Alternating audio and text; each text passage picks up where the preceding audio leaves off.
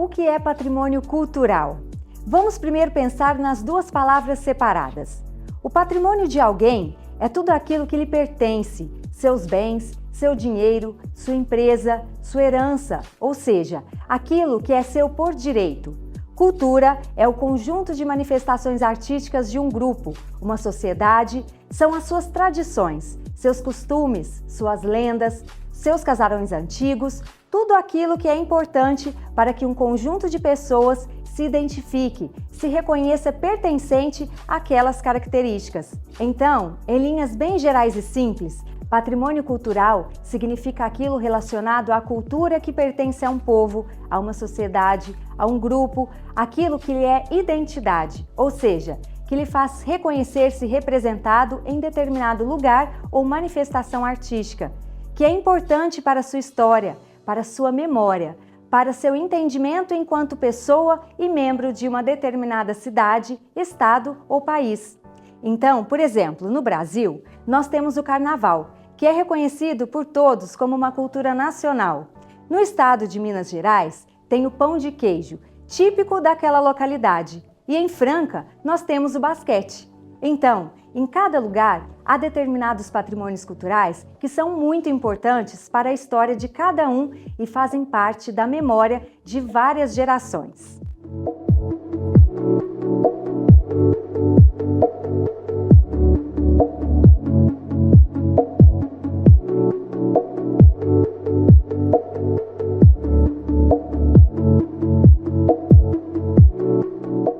Vou explicar com dois exemplos práticos. O Parque de Exposições Fernando Costa, aqui de Franca, que tem 15 construções protegidas como patrimônio cultural. Foi construído desde 1953. A gente pode passar ali em qualquer dia e horário, que ele estará lá, com a mesma fachada, as mesmas características e a mesma história, que só vai se ampliando ao longo do tempo. Ele é um patrimônio cultural material e móvel. Já uma folia de reis, um terreiro de candomblé, uma escola de samba, se eu quiser ir ver lá hoje, talvez não seja possível, porque eles só realizam suas festas em determinadas épocas do ano ou dias da semana. Na folia de reis, por exemplo, a bandeira tem um significado, a música outro, os palhaços outro. Cada um de seus elementos representa e simboliza uma parte da história, um saber que é passado a cada integrante do grupo a partir do momento que aquela pessoa começa a participar do giro ou das celebrações. Isso, de uma maneira muito simples, é o que caracteriza a imaterialidade. É essa característica de ser sempre recriada e juntar elementos materiais com elementos imateriais, como a transmissão de saberes, por exemplo. E no Brasil, essa proteção do patrimônio cultural começou em 1937, por meio do Decreto-Lei nº 25, que está em vigência até hoje, mas, naquele momento, só reconheceu e passou a proteger os bens materiais. Essa proteção é feita por meio do tombamento, que é um instrumento jurídico por meio do qual um bem não pode ser demolido ou modificado. Mas o tombamento não funciona para um bem imaterial. Afinal, como é que você vai obrigar uma folia de reis ou um terreiro de candomblé a nunca deixarem de existir?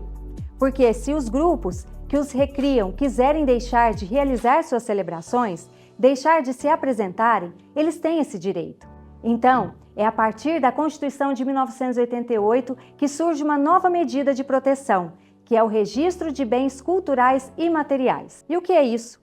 É um instrumento por meio do qual se reconhece, se identifica, se registra um bem imaterial. E a partir disso, você promove medidas de salvaguarda, que são medidas de incentivo, de apoio, de divulgação, de recriação às práticas e manifestações culturais imateriais.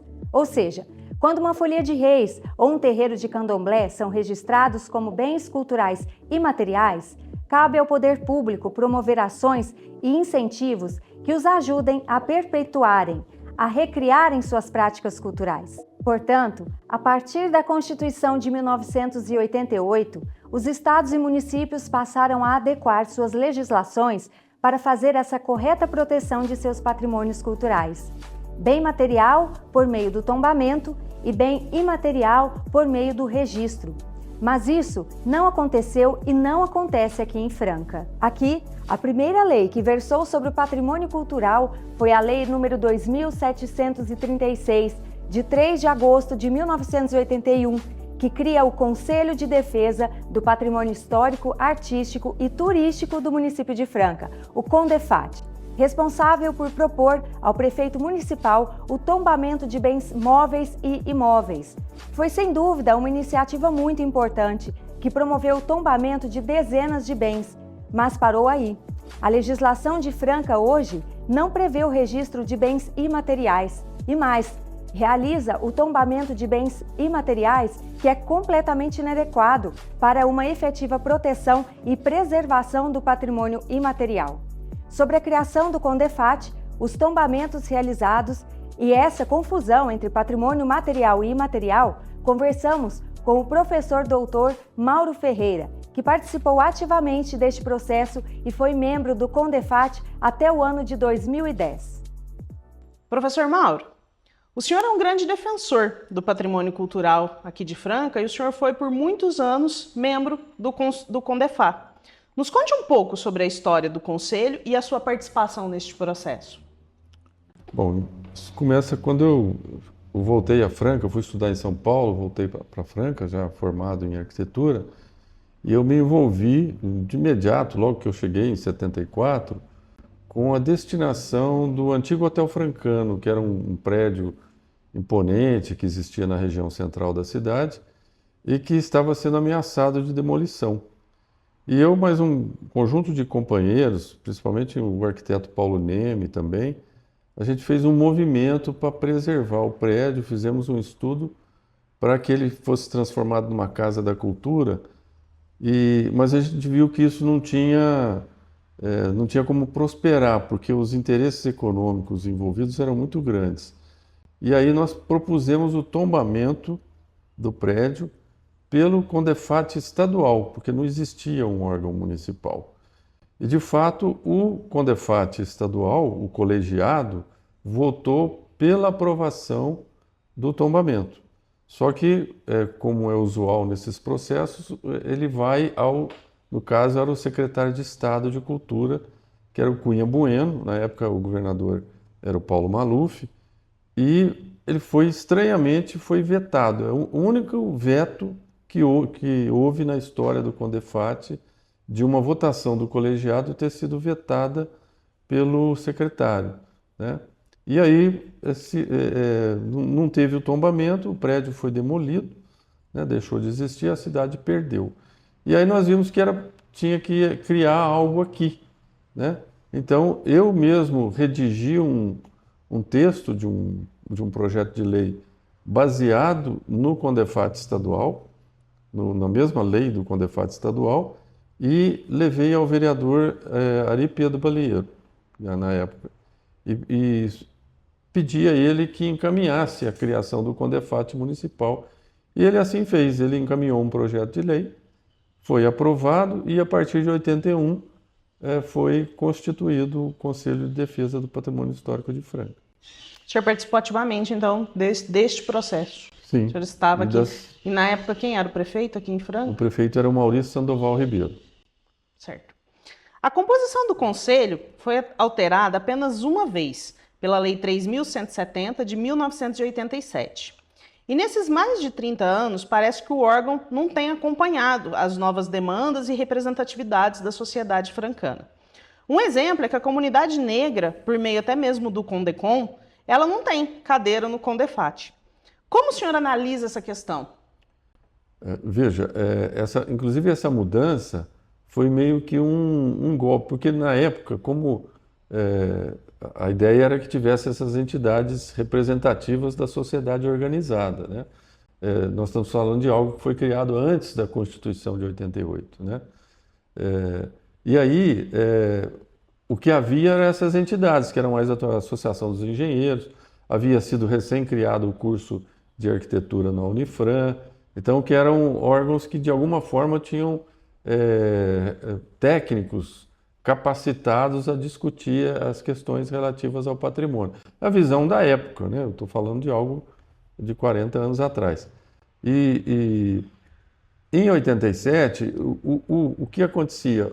Havia uma representação do Instituto de Arquitetos do Brasil, mas o núcleo regional era Ribeirão Preto. Então, na lei, ficou como se fosse o núcleo regional de Ribeirão Preto, mas eram arquitetos de Franca que participavam, né, do conselho. E aí, na Câmara, houve uma tentativa de tirar o IAB. E a gente fez um movimento para que então passasse para o sindicato. O sindicato tinha uma representação local, o Sindicato dos Arquitetos. Aí nós conseguimos evitar a perda desse ator que a gente entendia como importante à época, né? De lá para cá, quer dizer, veio a Constituição de 88, né? Não faz sentido ter Câmara Municipal, por exemplo, né? A Câmara Municipal é uma instância de um outro poder, né?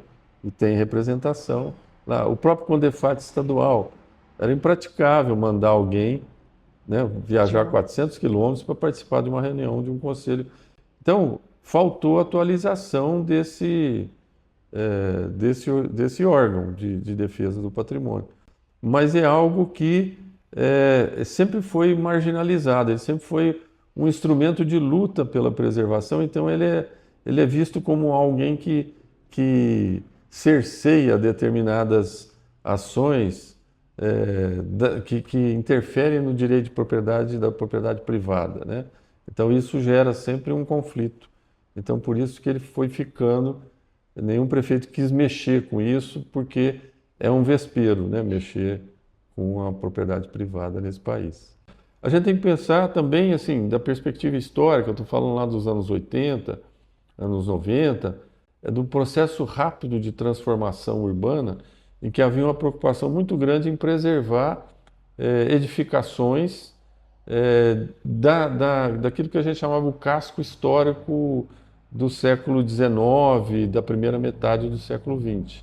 Então, se você olhar o mapa dos bens tombados, tem muita coisa na região central, na região ali da estação, e um pouco em Miramontes, que eram os sítios históricos que a gente imaginou na época.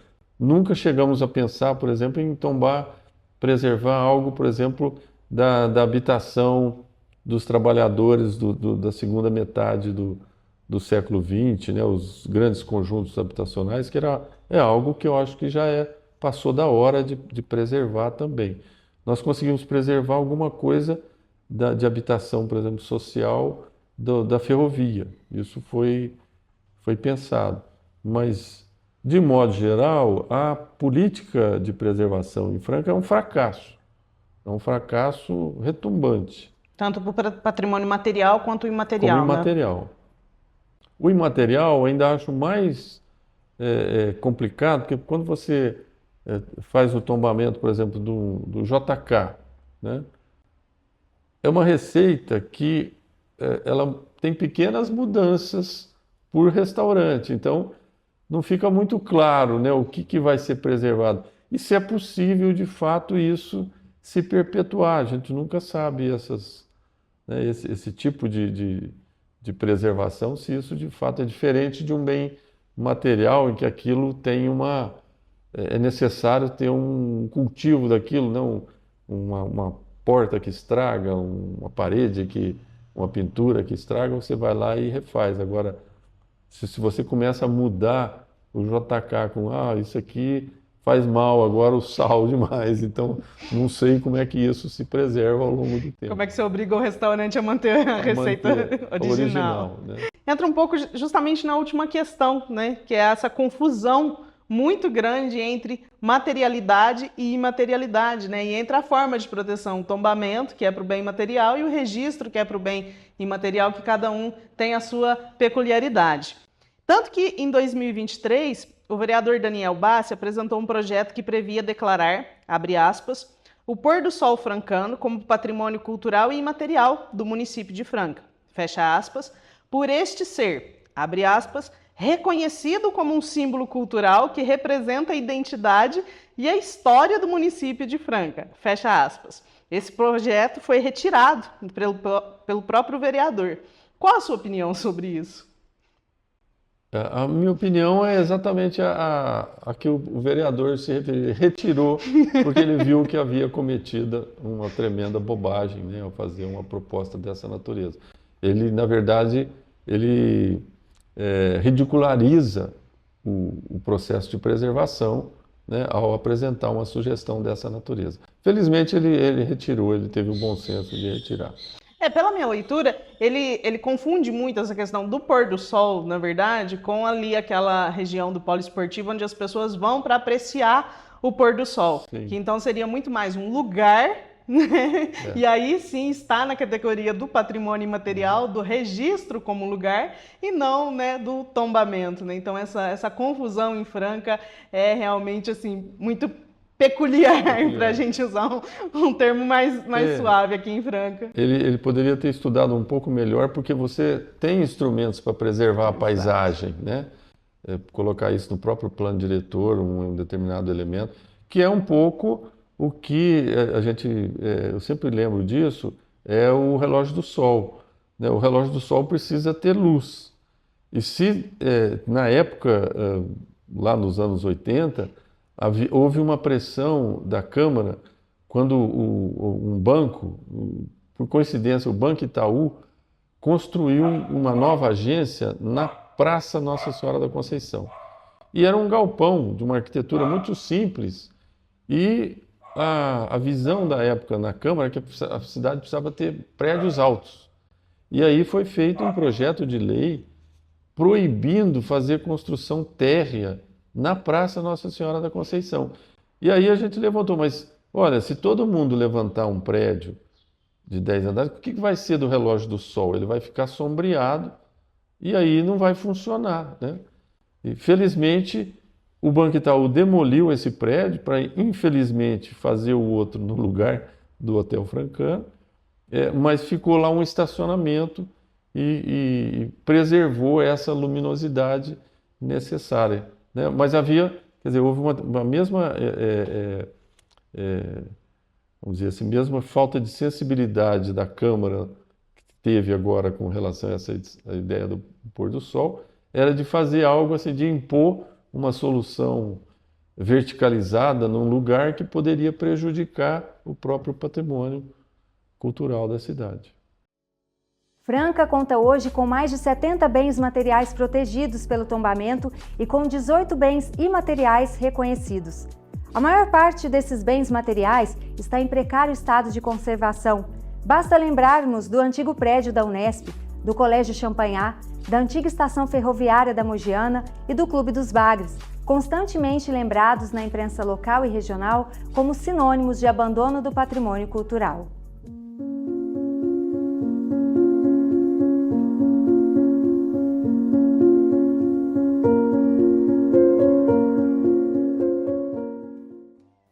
Já em relação ao patrimônio imaterial, nós temos dois momentos de reconhecimento e proteção. O primeiro foi por meio da Lei Complementar número 9, de 26 de novembro de 1996, que considerou como patrimônios culturais imateriais dos francanos as cavalhadas, a dança dos velhos, a congada, a folia de reis, a catira, a festa do Divino Espírito Santo e a recomenda das almas. A partir de 2010, foram reconhecidos como patrimônio imaterial de Franca a festa religiosa de Corpus Christi, o Haléu, o Comadef, que é a confraternização da mocidade da Igreja Assembleia de Deus, a festa de Nossa Senhora Quirupita e a festa das barracas, promovida pela Igreja do Evangelho Quadrangular. Todas essas manifestações são de cunho religioso de matriz cristã. Além dessas, temos reconhecidos como patrimônios imateriais o Passeio Franca Restinga, o Prato Filé JK, o Amendoim do Jubileu, a Paineira, localizada às margens da rodovia Cândido Portinari, e o Basquete Francano. E aí vem a nossa pergunta. O princípio básico do tombamento é que os bens tombados não podem ser destruídos, demolidos ou mutilados. Isso está lá no Decreto-Lei nº 25 de 1937. Então, se a gente aplica isso ao patrimônio imaterial, significa que é obrigatório que essas manifestações culturais citadas anteriormente nunca deixem de ser recriadas pelos seus organizadores? E se deixarem de existir, haverá alguma punição? Essa reflexão mostra como o tombamento nesses casos é inadequado e que deveria haver, como já dissemos aqui várias vezes, o registro, que está previsto na Constituição de 1988 e é regulamentado pela Resolução IFAM número 1 de 2006 e pelo Decreto número 3.551 de 2000, documentos que prevêem medidas de salvaguarda para que esses patrimônios imateriais se perpetuem.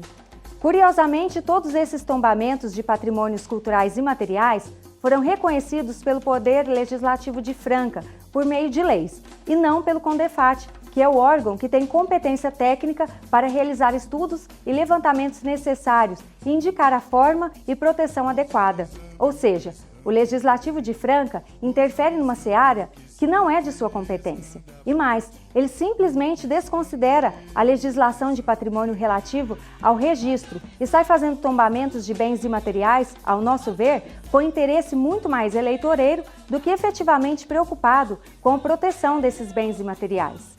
A única exceção que nós temos é o reconhecimento como bem imaterial do terreiro de candomblé do Axé Portinari, promovido por meio de uma iniciativa do CONDEFAT no ano de 2018. Ainda que tombado, já que em Franca a legislação não prevê o registro, esse reconhecimento ao menos determina que o bem fosse inscrito no livro de registro das celebrações. Mesmo assim, após o reconhecimento do terreiro enquanto patrimônio imaterial, não foi feita pelo poder público nenhuma medida de salvaguarda ao bem. Falamos sobre isso com os babalorixás Pai Luciano e Pai Emerson e com o integrante do grupo Jefferson Oxum, que foi membro do Conselho Municipal de Participação e Desenvolvimento da Comunidade Negra de Franca, o CONDECOM. E eles nos contaram um pouco mais sobre o que é o candomblé, sobre os terreiros em Franca e os desafios enfrentados em relação ao preconceito e intolerância religiosa. Pai Luciano, nos conte um pouco sobre a sua história e a história do seu terreiro de candomblé. O terreiro de candomblé é uma junção de pessoas, né? Primeiramente, o que é um terreiro de candomblé? É uma junção de pessoas em prol de um sagrado. Isso tudo dentro de uma matriz africana, coisas que os próprios negros trouxeram para o Brasil junto com a escravização. Eu cheguei em Franca em 1987, mais ou menos, e observei que aqui não existia o candomblé. Existia terreiro de Umbanda, porém, terreiro de candomblé não existia. Eu pus como missão de trazer os orixás para a cidade de Franca. Foi ali que eu comecei a formular e montar as pessoas, né, uma equipe, para que pudesse fazer as obrigações do candomblé. Com o passar desse tempo, nos anos 80, nós estávamos saindo da ditadura militar e entrando para a democracia.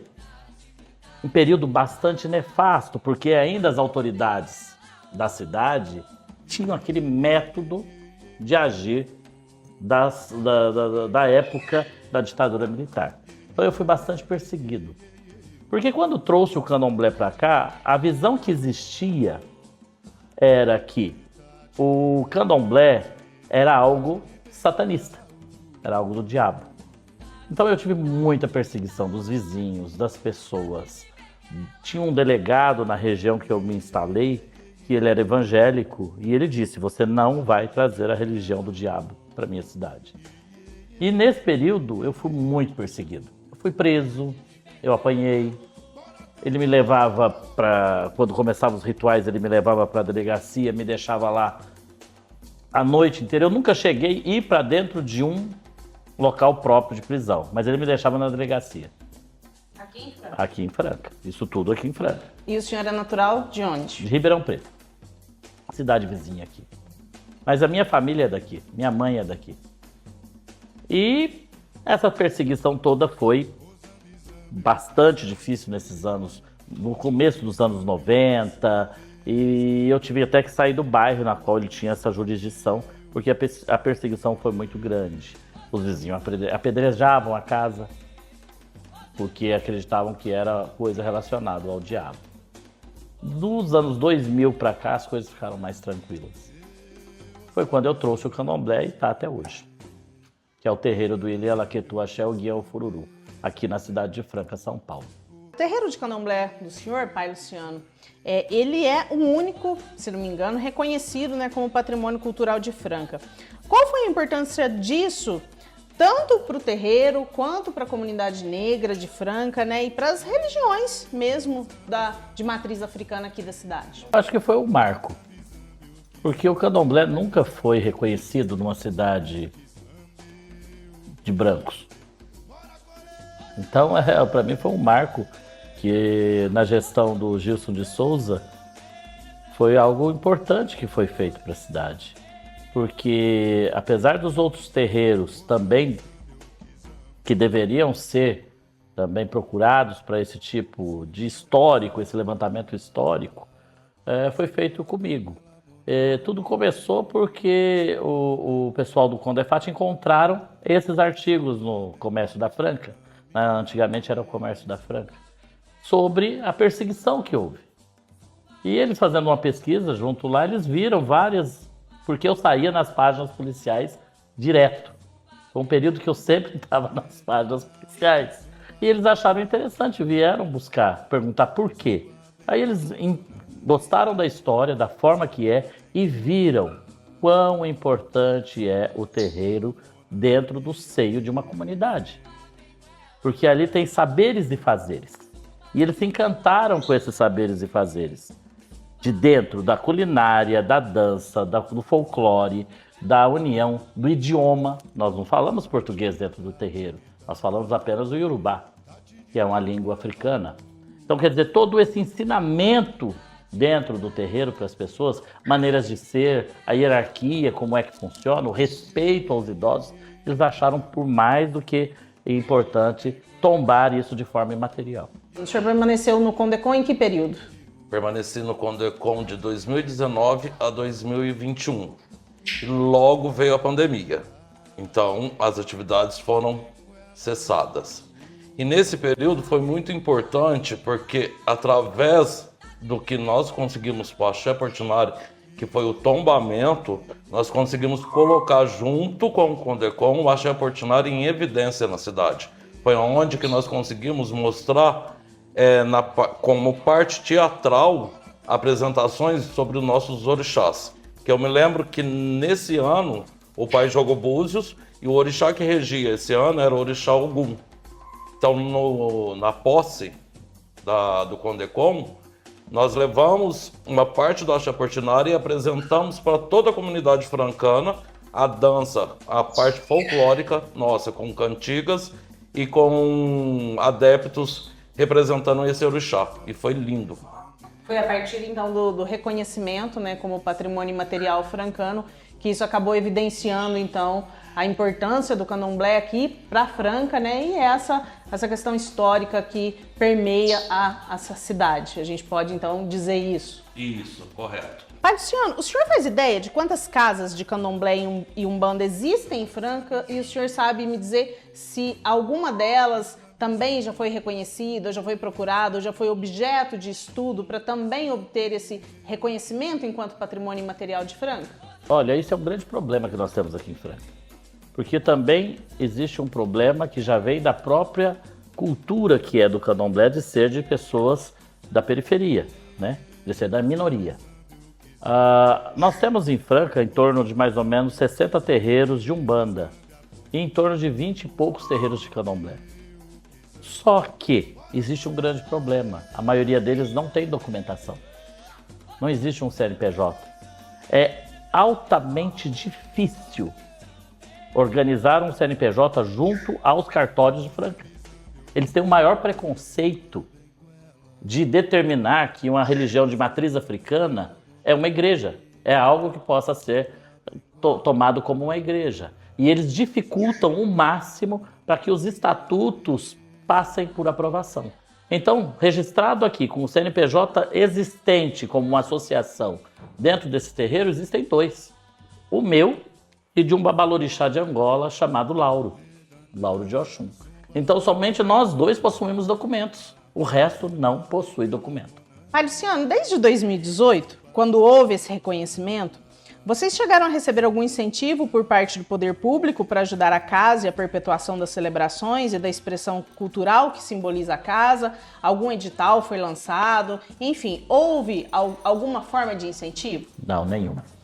A única pessoa que se propôs a nos ajudar com verba, alguma coisa, foi o deputado Guilherme Cortes, e estamos buscando uma forma para que ele possa estar ajudando com alguma verba estadual. Mas aqui do município, nenhum reconhecimento. Pai Emerson, esse reconhecimento abriu várias portas, né? Então foi muito importante aqui para a cultura de Franca, mas ainda assim a gente vê muitos desafios. E um deles, um assunto que eu imagino que para o senhor é muito delicado, né? Isso aconteceu recentemente, que o senhor passou há pouco tempo por uma suposta situação de intolerância religiosa e preconceito, ao ter a sua casa de candomblé denunciada por uma suposta perturbação do sossego. O fato ele foi noticiado por vários meios de comunicação, gerou grande repercussão, né, local, regional e até mesmo nacional. Então, se o senhor se sentir à vontade, eu gostaria que o senhor nos contasse como foi esse fato e se depois disso, né, quais foram os efeitos positivos e negativos para o senhor e para a comunidade, enfim, para o terreiro. Sim, é uma situação que mexe com a gente até hoje, porém a gente estava realizando os nossos cultos, como de costume. Começo do ano, minha casa ela é de aluguel, infelizmente. Ainda não tenho esse poder para comprar o espaço, pela dificuldade que é.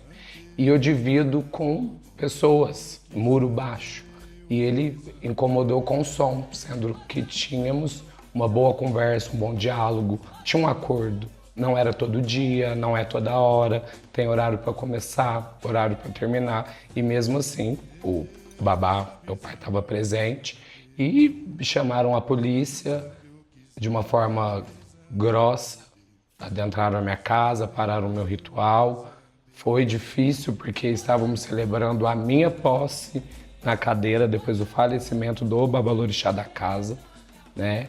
E de uma forma violenta me tiraram dali mediante crianças, me tiraram perto de idosos, fui tacado no camburão na parte traseira, fui acompanhado por eles. E se eles não tivessem também me acompanhado, eu também não saberia se o destino final seria realmente a delegacia. Porque durante a abordagem, ou a interrupção do ritual, eu coloquei minha indumentária e ele exigiu revistar a minha indumentária, como se eu estivesse carregando algo ilícito ou qualquer outra coisa que fosse prejudicial para os meus e para eles. Então eles entraram na casa sem permissão? Em parte, sim. Tinha um portão social e o portão da garagem, na qual não tem uma garagem construída ali. E eles abriram o portão, entraram 1 metro para dentro com a lanterna e interrompeu a reunião sagrada no qual a gente estava efetuando ali. Interromperam mesmo. Sem nenhum respeito com a questão do rito, Sim. Com o espaço sagrado, com a indumentária, com as pessoas que estavam lá, como o senhor mesmo disse, crianças e tudo mais. Então, coisa que eu me lembro que na época o senhor mesmo chegou a dizer, a gente não vê acontecendo em qualquer outra celebração de outra religião. Eu divido a rua metros de distância de uma igreja. E ali tem bateria, ali tem jogo de microfones, tem a vocalista, tem todo o coro, tem teclado, tem saxofone, tem toda uma musicalidade e tem ensaios durante a semana.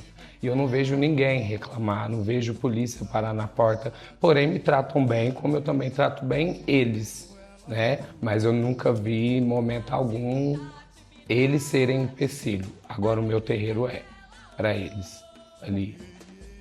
Entendi. E a respeito, então, do que se teve algo, né, de positivo e especialmente de negativo, né? Com o que isso impactou para o senhor e para o terreiro? Sim, me impactou porque eu vi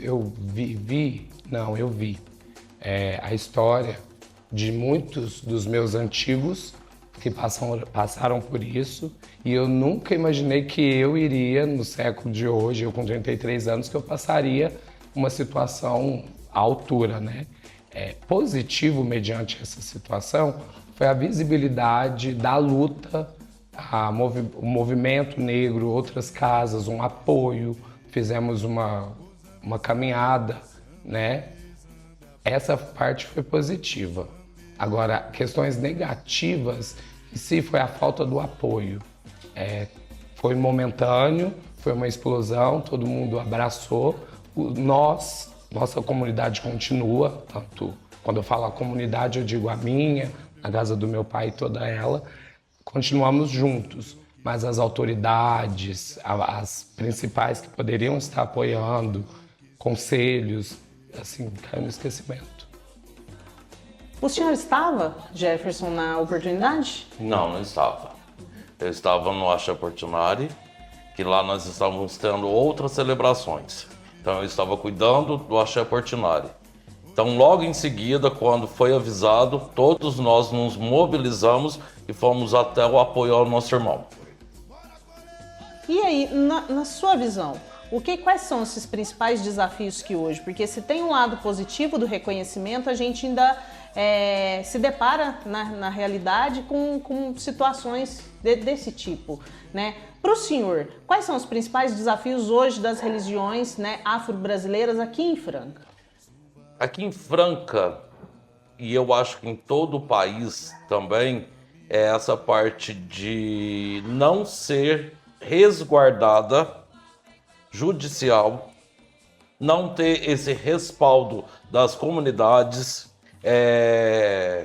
coligadas a isso, como até mesmo o CONDECOM. O CONDECOM, eu acho que ele poderia ser muito mais ativo em relação a dar esse respaldo para a comunidade, principalmente as de terreiros de matriz africana e terreiros de Umbanda.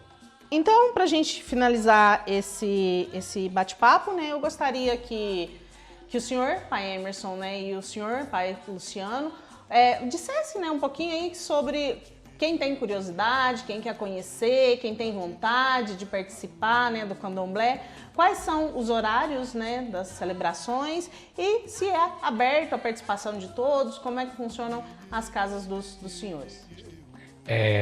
Minha casa ela funciona semanalmente, todas as segundas, às 7h30, tanto para os de dentro quanto para o entorno, toda uma comunidade. O candomblé em si, ele é família, né? Volto a pessoas, coisas boas, a gente louva a energia, é alegre, lindas vestimentas. Então, o candomblé não é nada disso que as pessoas criam na cabeça. É preciso viver, é preciso conhecer e fiquem à vontade todos para participar. Bom, eu tenho para falar, em casa nós funcionamos a cada 15 dias, às terças-feiras, às 20 horas. Então uma terça-feira sim, uma terça-feira não. Tem que entrar em contato para saber se naquela terça-feira haverá sessão onde poderá ser recebidas as pessoas. E é aberto ao público em geral. A única coisa que eu quero deixar claro é que nós não temos o diabo na nossa religião. Não existe diabo. Isso é uma coisa própria da religião cristã. Nós não entendemos o que é o diabo.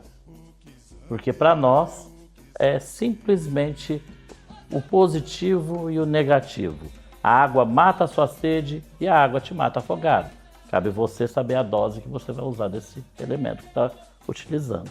Então, para nós, o ar, a terra, o fogo e a água, nós temos que saber até que ponto podemos manipular.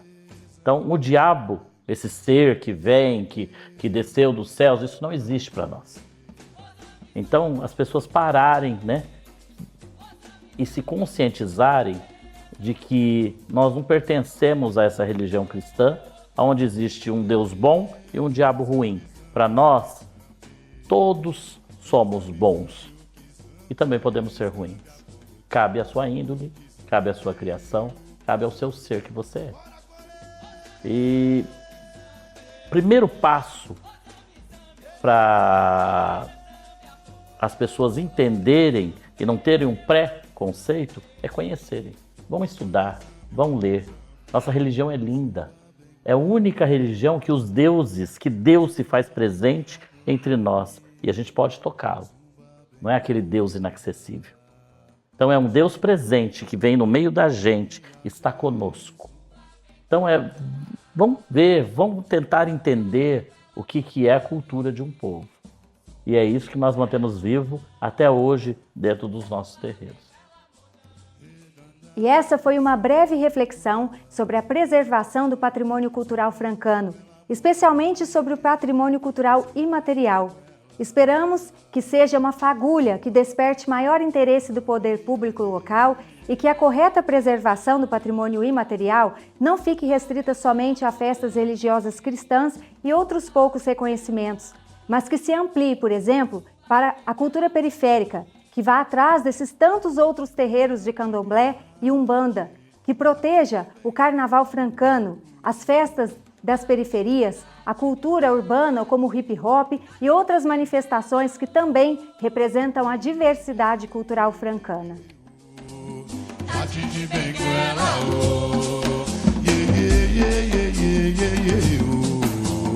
Tati de Benguela,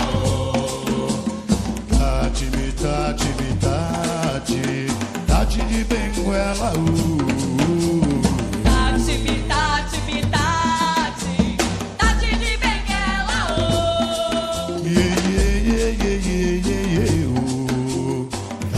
Benguela,